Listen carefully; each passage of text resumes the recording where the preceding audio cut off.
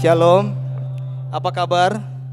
Luar biasa, boleh bantu saya lihat kiri kanan muka-muka luar biasa itu terpancar dari wajahnya. Iya, sudah saya lihat bagaimana wajah mereka?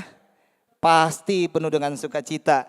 Kita berdoa, Tuhan saatnya kami ingin mendengarkan isi hatimu, berbicara bagi kami semua. Kami rindu untuk datang ke tempat ini diperlengkapi, mengerti apa yang menjadi isi hati Tuhan, sehingga kami datang tidak sia-sia, tapi kami pulang membawa berkat-berkat untuk keluarga kami, bahkan untuk orang lain. Urapi hambamu, hamba terbatas Tuhan, biar Roh Kudus ambil alih segala sesuatu. Tuhan bekerja dengan jamahan lawatan Tuhan yang luar biasa. Di dalam nama Yesus yang siap untuk belajar, katakan amin. Bolehkah sekali lagi lebih meriah untuk Tuhan? Sekali lagi shalom. Oke Bapak Ibu Saudara, khotbah hari ini saya beri judul Growing Deeper to Knowing God. Mengenal Tuhan lebih dalam lagi. Bapak Ibu Saudara, ada istilah tak kenal tak. Kalau Revi kemarin bilang kalau tak kenal, kenalan. Tapi dengan kenalan belum tentu orang-orang akan naik level menjadi sayang. Benar nggak Bapak Ibu Saudara?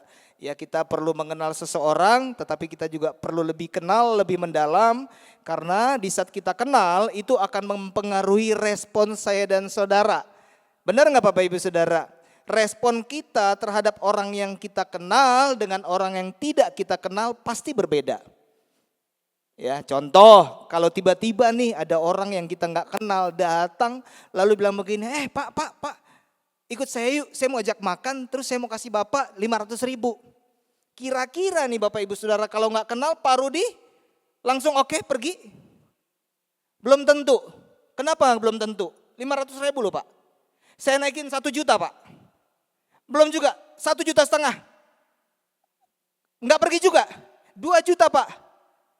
Mungkin 5 juta pergi. Oh, jadi enggak mau pergi karena belum kenal. Kita takut, kita curiga mau dibawa kemana nih, bener atau enggak nih. Benar gak Bapak Ibu Saudara? Misalnya kita gak kenal tiba-tiba ketemu dengan kita lalu dia bilang kamu tuh harusnya begini. Gak boleh begini, dia ngatur kita. Kita bilang kamu tuh salah, kamu tuh begini. Kita gak kenal. Perasaan Bapak Ibu Saudara seperti apa? Emosi gak? Wah saya mah bukan cuma emosi, esmosi. Wah ini siapa nih datang-datang marah-marah. Abis itu nyuruh-nyuruh lagi. Tolong kamu ke sana, ambilin kursi dong. Kamu jangan di sini, pindah ke sana, pindah. Tempat duduk saya masih kosong, saya mau di sini. Perasaan kita gimana? Marah gak? Marah. Ini siapa gak kenal tiba-tiba suruh-suruh. Tiba-tiba ngatur-ngatur. Tapi beda kalau kita kenal. Kita bilang boleh gak saya duduk di sini. Saya udah biasa duduk di sini. Paling kita bilang oh oke silakan. Iya gak apa-apa Bu. Gak apa-apa silakan duduk. Kenapa? Karena kita kenal. Benar gak Bapak Ibu Saudara? Bagaimana kalau yang ajak FCL kita. Pemimpin rohani kita. Ayo siapa yang mau ikut saya? Saya mau traktir nih. Nah, saya ada 500.000 mau dibagi-bagi. Perasaan kita bagaimana Bapak Ibu Saudara? Senang gak? Senang? Pergi gak? Kok jawabnya gak yakin, gak pernah diajak sama FCL-nya. Nanti kita pertemuan FCL kita meeting nih kayaknya nih. Ya, pendeta Bapak Ibu Saudara ajak yuk saya mau kasih hadiah. Pada senang gak? Senang, yakin karena kita percaya kita kenal Bapak Ibu Saudara. Artinya Bapak Ibu Saudara pengenalan adalah sesuatu yang penting. Kalau kita semakin kenal itu akan menghindari yang namanya konflik. Benar gak? Kita gak mudah marah, kita gak mudah kecewa, ya, gak ada rasa takut, gak ada rasa khawatir karena kita berhadapan dengan orang-orang yang kita kenal. Nah, saya ingat nih, Bapak Ibu Saudara masih ingat gak? Saya pernah bilang begini, kalau pulang, kok ngeliat ada anjing lagi rebahan, injang DP ekor. Pernah dengar saya bilang begitu? Pernah ya? Siapa yang bilang yang sudah pernah dengar? Udah dicoba belum? Duh gak taat, pulang dari tempat ini kali ini coba Bapak Ibu Saudara. Kalau lihat anjing, kalau dia lagi batidor, toh anjing bukan suami. Kalau suami capek, jangan diinjek. Toh yang suami-suami katakan, perlu bikin TikTok, kami keluarga ya, kami suami-suami tidak takut. Cuman satu. Ibu-ibu sebelah ibu ini kayaknya sebelah dari ibu-ibu agak tertekan. Bilang saya takut, saya tidak takut sama. Ya nggak apa-apa 1-2 orang aja kita sayang bukannya takut. Nah jadi jangan diinjak kalau suami. Ini anjing Bapak Ibu Saudara injak kita lihat responnya seperti apa. Kira-kira apa yang terjadi? Gigit. Saya lihat di TikTok, saya lihat di YouTube, kalau anjing itu lagi rebahan diinjak, tergantung itu anjing siapa. Ternyata kalau anjing kita, dia teriak, marah tapi dia lari, Bapak Ibu Saudara, menghindar. Benar gak? Tapi coba anjing tetangga diinjak. Iya, dia langsung serang, dia langsung berbalik, dia berusaha untuk gigit Bapak Ibu Saudara. Kenapa? Karena dia nggak kenal. Sama halnya Bapak Ibu Saudara. Bagi saya dan saudara yang mengenal Tuhan, harusnya responnya benar. Karena respon kita sangat menentukan sejauh mana kita mengenal Tuhan. Apa sih arti respon Bapak Ibu Saudara?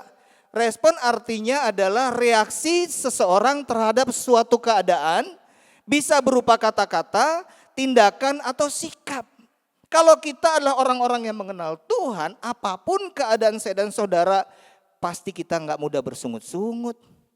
Kita nggak mudah untuk menyalahkan orang lain. Kita nggak mudah untuk menyalahkan orang-orang sekitar kita. Kita nggak menyalahkan gereja kita, pendeta kita, pemimpin kita, suami kita, istri kita. Kenapa? Karena kita memiliki Tuhan yang kita kenal. Kita tahu kita punya Tuhan yang adalah sumber.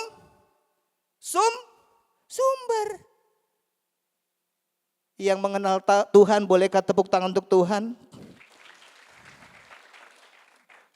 Mereka tahu bahwa Tuhan yang disembah adalah Tuhan yang tidak akan mencelakakan dia. Dia tahu bahwa Tuhan yang disembah dia kenal sebagai Tuhan yang tidak pernah meninggalkan dia. Yang mampu menyembuhkan kita, yang mampu memulihkan kita, yang mampu menyediakan apa yang menjadi kebutuhan kita. Kita tahu Tuhan kita punya kuasa, punya kedaulatan. Makanya kita dalam keadaan apapun tidak bersungut-sungut, tidak marah-marah. Tetapi kita bersuka cita. Siapa di sini yang datang dalam pergumulan? Enggak apa-apa enggak angkat tangan, udah kelihatan dari wajah. Tapi saya percaya kita tetap bersyukur karena kita tahu kita punya Tuhan yang punya kuasa. Yang selalu memberi kekuatan, memberi penghiburan buat saya dan saudara. Masalahnya Bapak Ibu Saudara, ada begitu banyak orang ketemu dengan saya bilang mengenal Tuhan, responnya beda Bapak Ibu Saudara. Tas sontong sadiki tapela? Iya Pak, kalau tas sontong cuma mobil kecil boleh, ini kontainer yang sontong Pak. Siapa yang tidak mau bataria? Apapun keadaan saya dan saudara sebagai orang yang mengenal Tuhan, seharusnya kita tetap bersuka cita. Ada respon yang baik, ada respon yang benar. Makanya Tuhan mau saya dan saudara tidak sekedar menjadi orang Kristen, beragama Kristen, mungkin kita melayani dalam pekerjaan Tuhan di gereja, kita melakukan usaha kita dengan baik, bukan dosa. Bukan kompromi, kita melakukan pekerjaan kita dengan baik, tapi tidak boleh sampai sekedar seperti itu. Tuhan mau saya dan saudara terus memiliki pengenalan yang benar akan Tuhan. Semakin hari semakin mengenal Tuhan. Hosea 6 ayat 1-3. Mari kita akan berbalik kepada Tuhan sebab dialah yang telah menerkam dan yang akan menyembuhkan kita. Yang telah memukul dan yang akan membalut kita. Ia akan menghidupkan kita sesudah 2 hari. Pada hari yang ketiga ia akan membangkitkan kita dan kita akan hidup di dalamnya. Marilah kita mengenal dan berusaha sungguh-sungguh untuk mengenal Tuhan. Ia pasti muncul seperti fajar. Ia akan datang kepada kita seperti hujan pada akhir musim yang mengairi bumi. Bukan cuma mengenal, tetapi sungguh-sungguh mengenal. Berarti ada orang-orang gak sungguh-sungguh untuk mengenal. Coba lihat kiri kanan dengan tatap mata yang tajam. Kamu mengenal Tuhan atau tidak? Tahu dengan kenal sama gak Bapak Ibu Saudara? Beda. Kita tahu Yesus Tuhan adalah juru selamat. Kita tahu Yesus mati, disalibkan dan bangkit. Kita tahu Tuhan berkuasa, punya mujizat, punya kuasa, punya kedaulatan. Tetapi Bapak Ibu Saudara, itu memang kita perlu tahu. Tetapi kita juga harus mengerti apa isi hati Tuhan. Kita harus mengerti apa yang menjadi karakternya. Kita harus mengerti apa yang menjadi kedaulatannya. Enggak cuma mengerti atau mengenal Tuhan kuasanya aja. Orang yang cuma datang cuma karena kuasanya aja, cuma tentang perbuatan Tuhan aja, datang cuma cari mujizat. Datang cuma apa? Cuma untuk mencari kesembuhan. Bukan gak boleh, tapi lebih daripada itu saya dan saudara datang kepada Tuhan karena kita mau cari isi hati Tuhan. Yang setuju katakan amin. Itu semua kelihatan dari mana? Dari respon. Katakan respon. Yeremia 9 ayat 23 sampai 24.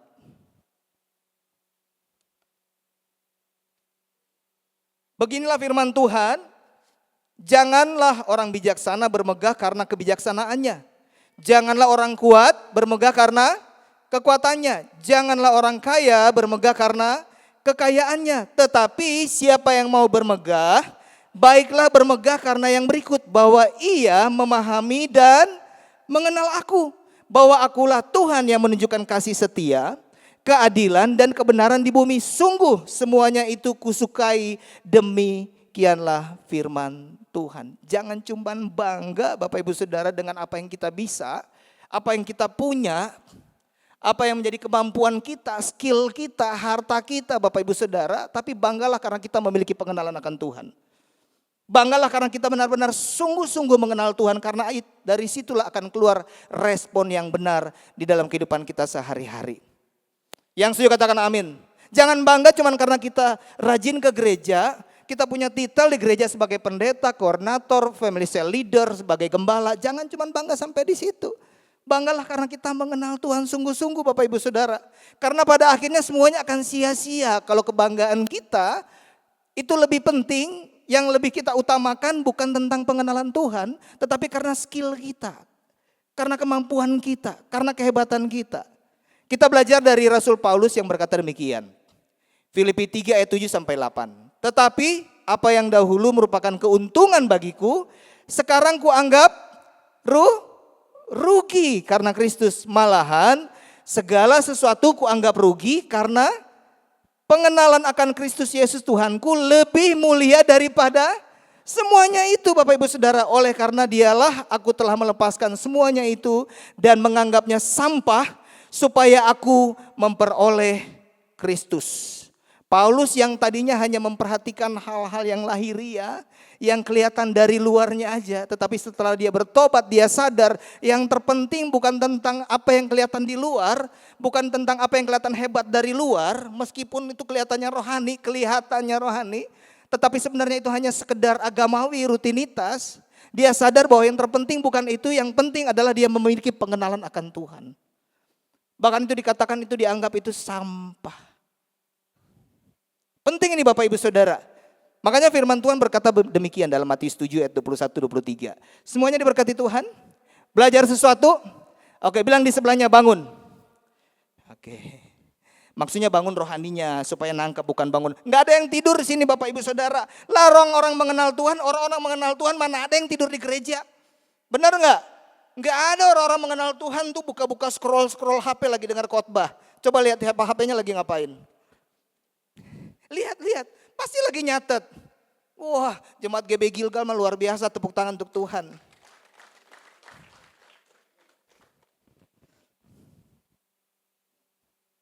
Matius 7 ayat 21-23. Bukan setiap orang yang berseru kepadaku Tuhan, Tuhan. Siapa yang biasa berseru-seru? Pak Stephen nih, pendeta. Berseru-seru. WL berseru-seru. Siapa yang suka berseru-seru? Tuhan, Tuhan. Siapa? Bilang torang. Nggak usah bilang ngana-ngana, jangan. Torang. Lah sini kan hamba Tuhan semua kan? Benar nggak Bapak Ibu Saudara? Ya. Tuhan akan masuk ke dalam kerajaan sorga, melainkan dia yang melakukan kehendak Bapakku yang di sorga. Pada hari terakhir banyak orang akan berseru kepadaku, Tuhan, Tuhan, bukankah kami bernubuat demi namamu dan mengusir setan demi namamu dan mengadakan banyak mujizat demi namamu juga? Bukankah aku jadi WL? Bukankah aku jadi pengkhotbah? Bukankah aku jadi FCL? Aku jadi aser? Tapi firman Tuhan bilang pada waktu itulah aku akan berterus terang kepada mereka dan berkata, aku tidak pernah mengenal kamu, enyahlah daripadaku kamu sekalian pembuat Kejahatan. Jangan sampai sia-sia apa yang kita lakukan hari-hari ini Bapak Ibu Saudara. Jangan sampai kita ketemu Tuhan, kita anggap kita udah melakukan yang luar biasa. Hebat, kita jadi WL yang bagus, pemain musik yang bagus. Di pekerjaan kita berhasil, kita sukses Bapak Ibu Saudara. Kita coba mengelola apa yang Tuhan percayakan dengan baik. Tetapi kalau kita tidak memiliki pengenalan akan Tuhan, kita tidak mengenal Tuhan kita Bapak Ibu Saudara. Dikatakan kita lah orang-orang yang seperti penjahat. Ya orang-orang jahat ya membuatnya apa? Membuat hal-hal yang jahat. Bilang ada di luar sana. Jangan sampai Bapak Ibu Saudara, kadang-kadang kita berpikir begini, kita tuh udah melayani di gereja. Terlibat pelayanan di dalam atau di luar gereja, pelayanan apapun itu, karena biarpun di keluarga juga itu melayani kan Bapak Ibu Saudara. Kita bekerja juga itu lagi melayani. Tapi melayani itu Bapak Ibu Saudara bukan tentang apa yang kita lakukan sebenarnya Bapak Ibu Saudara. Tapi berbicara apakah kita mengenal Tuhan sungguh-sungguh atau tidak. Banyak orang bisa melayani karena apa? Karena mungkin di gereja dia udah mengikuti seluruh program. Ya, dia ikut program, dia udah ikut My Journey, dia ada Family Cell, udah ikut Family Cell, semua udah ikut, akhirnya dia bisa terlibat di dalam sebuah pelayanan. Tapi belum tentu keterlibatan pelayanan seseorang dia punya hubungan dengan Tuhan. Mengenal Tuhan sungguh-sungguh. Tetapi orang yang mengenal Tuhan pasti melayani. Benar gak Bapak Ibu Saudara? Tanya di sebelah kamu, udah melayani belum?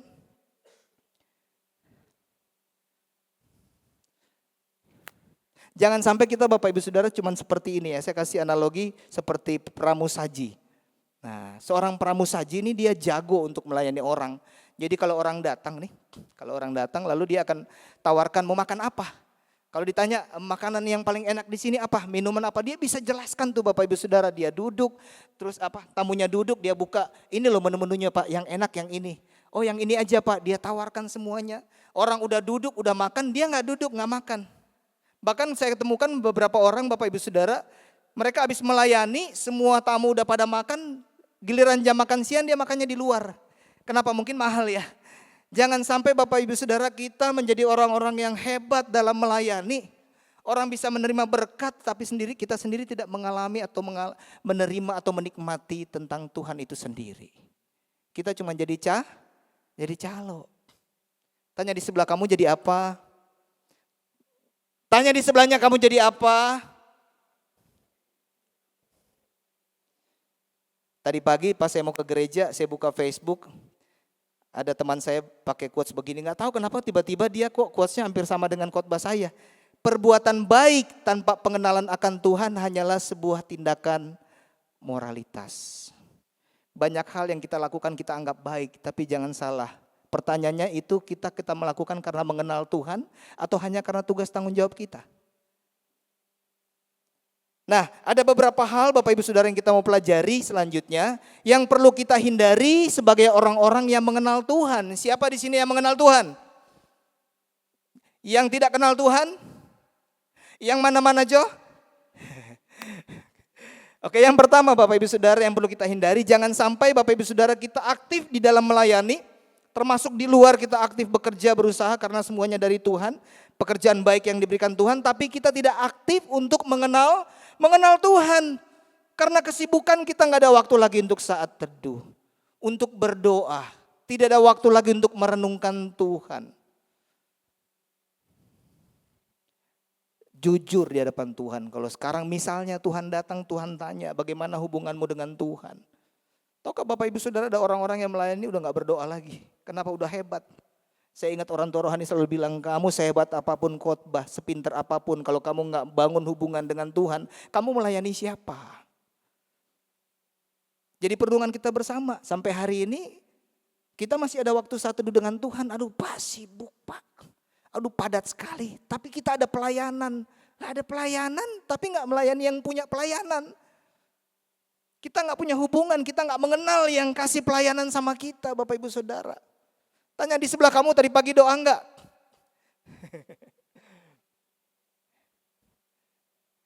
Saling mengingatkan boleh. Boleh Bapak Ibu Saudara. Aduh, habis di Gilgal artinya tempat penyunatan.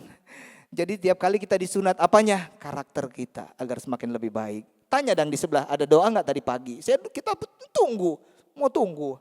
Tanya di sebelah, ada doa enggak tadi pagi? Kalau bilang belum, bilang begini, oke nanti berikut orang cari waktu lagi ya. Nggak ada yang sempurna, proses pembelajaran kuat, bener nggak? Tapi kalau bukan pendeta yang ingetin, kalau bukan pasangan kita yang ingetin, siapa? Mau tunggu Tuhan kasih ingat. Bener nggak Bapak Ibu Saudara? Tepuk tangan dulu untuk Tuhan. Nggak ada yang marah kan ya? Ya, karena respon orang benar, tanda-tanda mereka mengenal Tuhan. Amin. Ya, aktif Bapak Ibu Saudara, tapi jangan lupa cari yang punya, cari sumbernya. Matius 15 ayat 8 sampai 9 bilang begini loh Bapak Ibu Saudara. Bangsa ini memuliakan aku dengan bibirnya padahal hatinya jauh daripadaku. Percuma mereka beribadah kepadaku sedangkan ajaran yang mereka ajarkan ialah perintah manusia. Kadang-kadang tanpa disadari kita lebih taat sama manusianya. Kita nggak taat sama Tuhan. Benar nggak Bapak Ibu Saudara?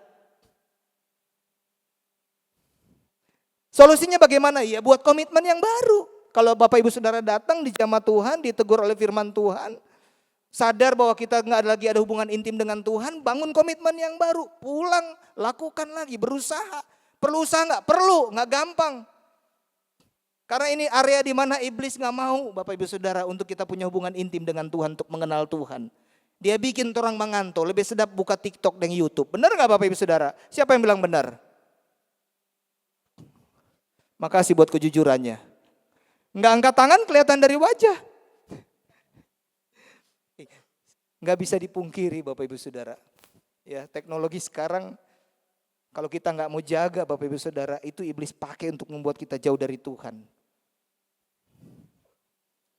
Solusinya itu buat komitmen yang baru. Galatia 3:3 sampai 4 itu bilang begini, adakah kamu sebodoh itu? Kamu telah mulai dengan roh, maukah kamu sekarang mengakhirinya di dalam daging? Sia-siakah semua yang telah kamu alami sebanyak itu? Masakan sia-sia. Bangun lagi roh kita Bapak Ibu Saudara. Yang dulu aktif berdoa, baca firman, sekarang udah enggak. Bangun lagi. Jangan sia-siakan Bapak Ibu Saudara. Yang kedua, yang perlu dihindari adalah jangan sampai kita menjadi orang yang mengenal Tuhan tapi tidak ada perubahan hidup. Udah lama beragama Kristen, melayani semua departemen, udah pernah diketerin dari youth, dari PW, singer, semua udah di pelayanan apa yang nggak diambil. Tapi mengampuni aja susah Bapak Ibu Saudara. Benar nggak Bapak Ibu Saudara? Masih ketemu yang seperti itu? Susah di sini, susah, nggak ada. Tapi di luar banyak. Benar nggak? Yang di dalam nggak ada, karena sebentar kita bertobat. Masih suka iri hati, gosip, selalu melanggar aturan. Padahal tuh pendeta seulang-ulang bilang pakai helm. Itu aturan, kalau yang kelihatan aja kita nggak taat, aturannya apalagi yang nggak kelihatan. Benar nggak Bapak Ibu Saudara? Pakai helm. Kok itu pendeta udah ulang-ulang. Tapi bersyukur hari ini Bapak Ibu Saudara kabar baik. Kabar baiknya apa? Tinggal satu orang yang nggak pakai helm. Weh, itu perubahan nggak? Perubahan. Dan tadi habis khotbah dia datang ibadah satu, dia datang, Kak kita tahu kakak pemaksud. Lah saya nggak bilang siapa, ya Roh Kudus yang ngomong. Mar hari ini kita so pakai helm, nggak puji Tuhan. Perubahan, simple sederhana yang namanya perubahan perubahan. Biar sedikit berubah Bapak Ibu Saudara. Biar kecil kalau pasangan kita berubah. Itu perubahan, dia mengenal Tuhan, dia tahu harus upgrade dirinya. Nggak gitu-gitu terus. Mengenal Tuhan, mengampuni aja susah. Benar nggak Bapak Ibu Saudara? Mau diajak ke gereja aja susah. Diajak pelayanan susah. Ayo dong berubah, kita membuat kehidupan kita bisa lebih baik lagi. Bilang lebih baik lagi. Kelihatan dari perbuatan kita, respon kita Bapak Ibu Saudara. Ada di sini yang masih buka kaca kong babataria. Gara-gara orang salib. Kita so nyanda Bapak Ibu Saudara, puji Tuhan, tepuk tangan dong. Dulu lama sekali itu, rasa-rasa mau turun. Tapi puji Tuhan tahun ini so enggak. Sayang kan saya udah enggak ya? Udah enggak, yang tahu kan istri kita kekurangan kita ada perubahan atau enggak. Coba yang suami-suami tanya Pak istri, saya berubah enggak hari ini? Takut. Ya istri-istri gak usah marah, sedikit aja udah perubahan loh Bapak Ibu Saudara. Sedikit-sedikit jadi bukit. Hargailah setiap perubahan yang ada biar sekecil apapun. Sadar. Nggak ada yang sempurna. Tuhan sabar kok, firman Tuhan bilang. Supaya saya dan saudara bisa bertobat. Ya. Itu 1 ayat 16. Mereka mengaku mengenal Allah. Tetapi dengan perbuatan mereka, mereka menyangkal Dia. Mereka keji dan durhaka dan tidak sanggup berbuat sesuatu yang baik.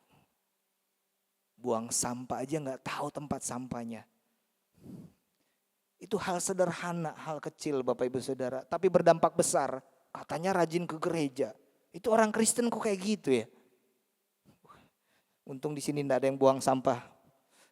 Tenang Bapak Ibu, CCTV udah lengkap, 12 unit dipasang. Saya akan ingetin mana yang buang sampah.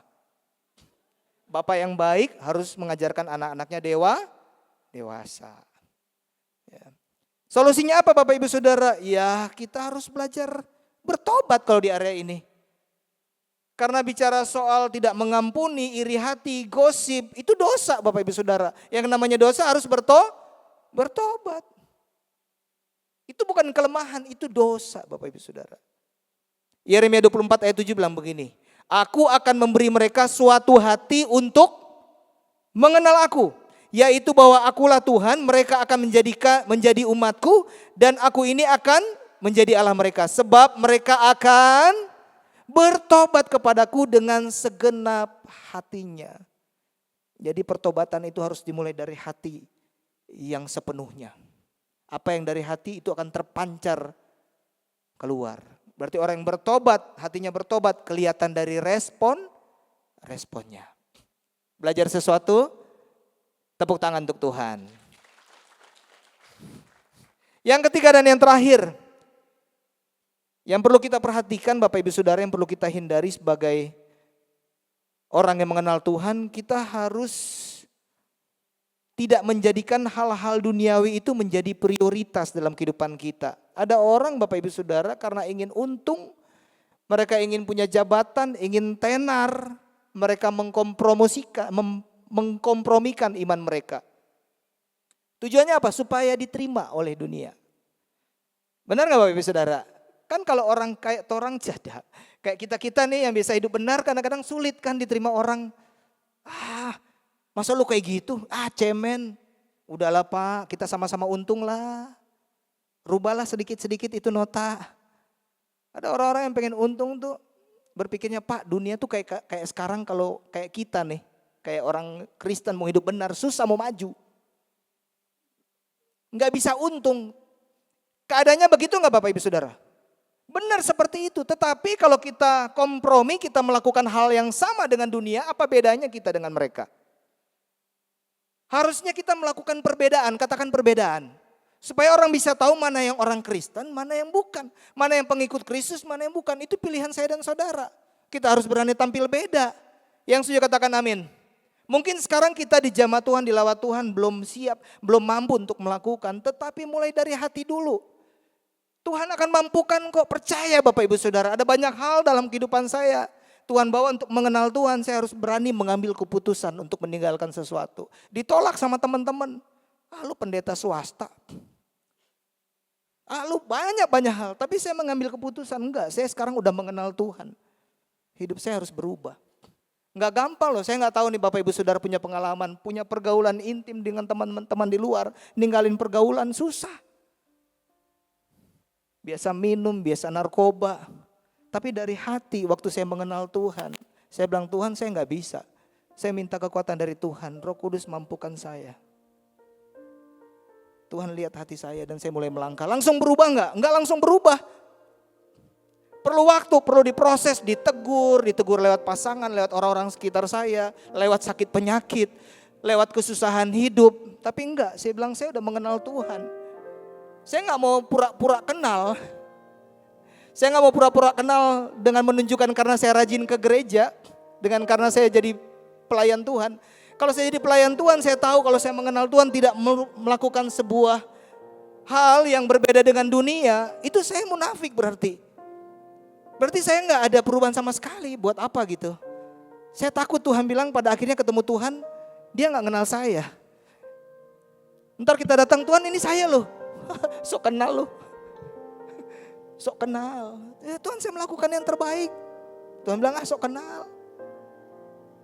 Pastikan Bapak Ibu Saudara kita menjadi orang-orang yang benar-benar mengenal Tuhan. Kita lakukan sesuatu yang berbeda dengan dunia ini.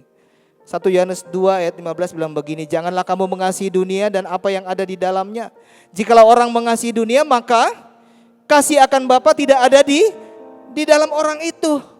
Artinya gak ada pengenalan Bapak Ibu Saudara, kita gak bisa mengenal Tuhan dengan baik. Sebab semua yang ada di dalam dunia yaitu keinginan daging dan keinginan mata serta keangkuhan hidup bukanlah berasal dari Bapa, melainkan dari dunia. Dan dunia ini sedang lenyap dengan keinginannya, tetapi orang yang melakukan kehendak Allah tetap hidup selama-lamanya. Boleh gak kaya?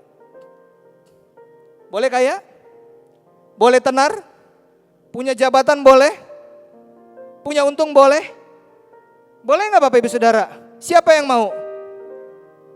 Saya juga mau, tapi caranya itu loh Bapak Ibu Saudara. Bilang caranya itu. Cara untuk mencapai kesuksesan, cara untuk kita bisa tenar, cara untuk kita kaya harus berbeda dengan cara-cara dunia. Itu tanda kita menjadi orang-orang yang mengenal Tuhan dengan sungguh-sungguh. Kita gak cuma pura-pura kenal, bersembunyi di balik pelayanan, bersembunyi di balik mimbar. Tapi sebenarnya kita gak tahu isi hati Tuhan. Hari ini Bapak Ibu Saudara kita mari sama-sama bangun sesuatu yang baru. Kita prioritaskan Tuhan dalam kehidupan kita. Skala prioritas yang diajarkan di GBI Gilgal apa Bapak Ibu Saudara? Tuhan, keluarga, halo, pekerjaan. Jadi Tuhan, keluarga, pekerjaan, baru pelayanan. Pelayanan urutan keempat ternyata Bapak Ibu Saudara. Baru setelah itu hobi, ya. Prioritas itu berbicara tentang apa? Berbicara tentang bukan Tuhan yang jadi nomor satu, tapi Tuhan yang mencakup keseluruhan kehidupan kita. Di dalam keluarga kita libatkan Tuhan karena dia prioritas. Dalam pekerjaan usaha kita libatkan Tuhan karena dia prioritas. Di dalam hobi kita, dalam usaha pekerjaan kita libatkan Tuhan. Kalau kita libatkan Tuhan, lagi deal bisnis, Tuhan duduk di sebelah. Bagaimana kita deal bisnisnya? Kalau kita tahu Tuhan ada di sebelah kita, kira-kira kita kompromi dosa enggak? Hubungan suami istri kalau kita libatkan Tuhan, kalau kita lagi ngobrol sama suami istri, kira-kira sampai mau make enggak? Keluar kata-kata kasar enggak? Enggak. Bayangin lagi ngobrol kan Tuhan duduk-duduk di sebelah. Lah kita lagi mau sharing aja Bapak Ibu Saudara, ada Bapak Gembala di sebelah, orang kelihatan holy banget. Takut salah ngomong. Oh, kadang-kadang dengan istri kurang korek-korek kaki, jangan salah ngomong. Apalagi Tuhan yang di sebelah kita libatin Tuhan di sebelah kita. Kira-kira kita mau kompromi gak sama dosa? Enggak. Nah kenapa ada orang kompromi? Berarti mereka tidak melibatkan Tuhan. Mereka tidak memprioritaskan Tuhan dalam kehidupan mereka. Beri kemuliaan untuk Tuhan. Solusinya apa? Kembali. Jadikan Tuhan jadi utama dalam kehidupan kita. Cari Tuhan dan kerajaan dan kebenaran dan kerajaan dan kebenarannya, maka semuanya akan ditambahkan. Baca deh, jangan salah sampai keserimpet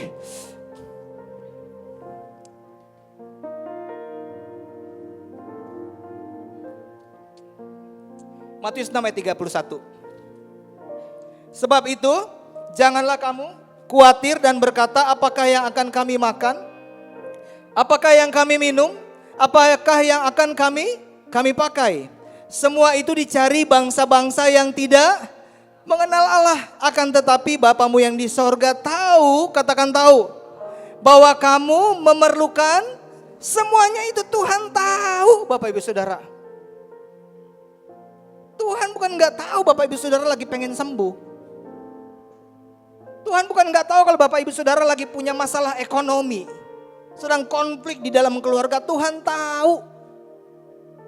Tuhan tahu Bapak Ibu Saudara tuh butuh yang namanya ketenaran. Gak salah Tuhan mau hidup kita menikmati kehidupan yang berlimpah kan. Tetapi caranya itu loh. Prioritaskan Tuhan. Tetapi carilah dahulu kerajaan Allah dan kebenarannya, maka semuanya itu akan ditambahkan kepadamu. Putuskan Bapak Ibu Saudara pulang dari tempat ini, kita cari Tuhan lebih dahulu. Karena Dialah sumber yang akan memulihkan, menyembuhkan, yang akan selalu menghibur dan menolong Bapak Ibu Saudara. Yang suka kata kami, bolehkah beri kemuliaan untuk Tuhan?